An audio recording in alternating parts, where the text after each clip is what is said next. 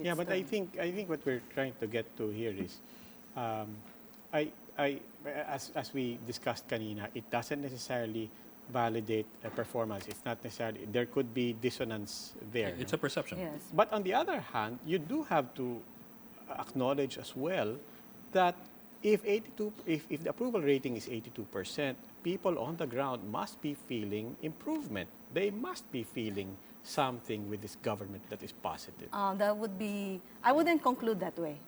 Because the question was phrased in a way that how satisfied are you with the president? And it doesn't, the questioning sociologically is not connected Yes, but to how they are struggling. Again, daily in their para lang lives. simple lang din sa akin, Yes. let's take it as an apples-to-apples comparison because it's the same phrasing for every administration. Yes. Diba? So it is a direct, you can do a direct comparison. And in that regard, you can quibble about the methodology and how the questions were phrased, but the reality is these same questions were asked of President Aquino, of GMA, of all the past presidents, and this is the only president that has gotten these records. You can't even isolate a particular period in time. It has always stayed very, very high.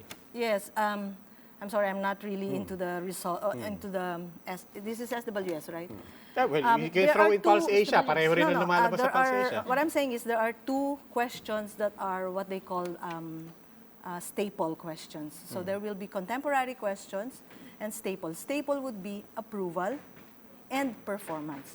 That's why I disagree to the conclusion that that approval would be really related to how satisfied you are with the performance. So since you mentioned it's an approval rating, I just said, okay, that's popularity.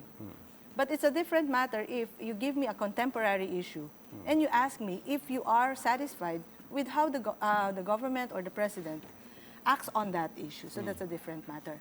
But yes, what we're saying is that there is a recognition that if you focus it on President Duterte, there is a high rating.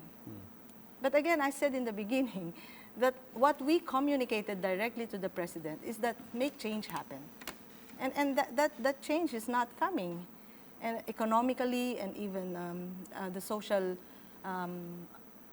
Free college well-being education. of people. Now, since you mentioned those Yeah. populist steps like free irrigation, Free college Free college education, education. That's not universal change. health care. That's not change. I hope you have the figure, but it doesn't cover all the students in the state colleges and universities. And I also hope that you have the figure that free irrigation did not come to all farmers, and in fact, a lot of farmers still pay for irrigation. Yeah, but in It's, fairness you know, to Yusek, popularity is really in something. fairness to Yusek Badoy, kung ang sagot, and I don't mean to oversimplify. If you want to qualify, that's fine. But if the answer that I'm hearing is, hindi pa rin 100% eh. I mean, that's also unfair.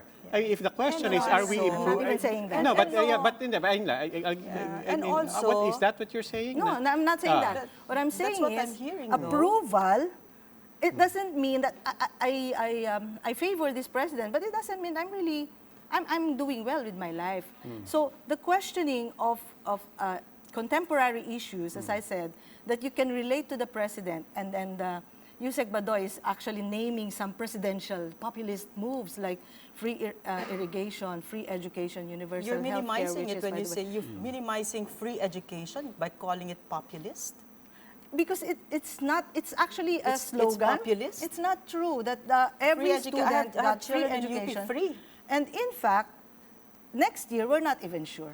Yeah, and but you hold- can hold a call it a minute. legacy. Hold if it- hold it first. 2023 they Hold will it. still have The it. educating of the mass base, that's not a big thing to you? It's not change? I mean, all these What are you years saying? that we've been screaming for free education and finally it's there, it's not change Well, yet for you guys? What we're saying, Yusek, is it's not there as it is promised.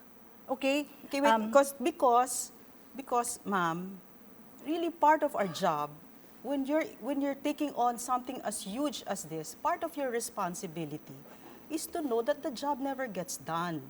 And therefore, that part of, and it's not a battle to be won, but it's a battle to be, you keep on fighting it every day until you get closer to it, and it'll never be 100%, but to at least improve lives a little at a time. And part of your job is really to make sure that when you hand it over to the next president or the next set of leaders, oh, this is what we've done. You want to continue. I hope you continue, diba? Yun lang naman yun eh.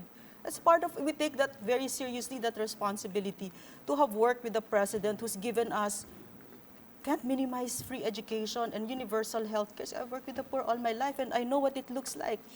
I know how it looks like, how it smells, how it feels to be that extreme poverty. So you can't just call it populist as if it's a small thing. It takes people out of poverty.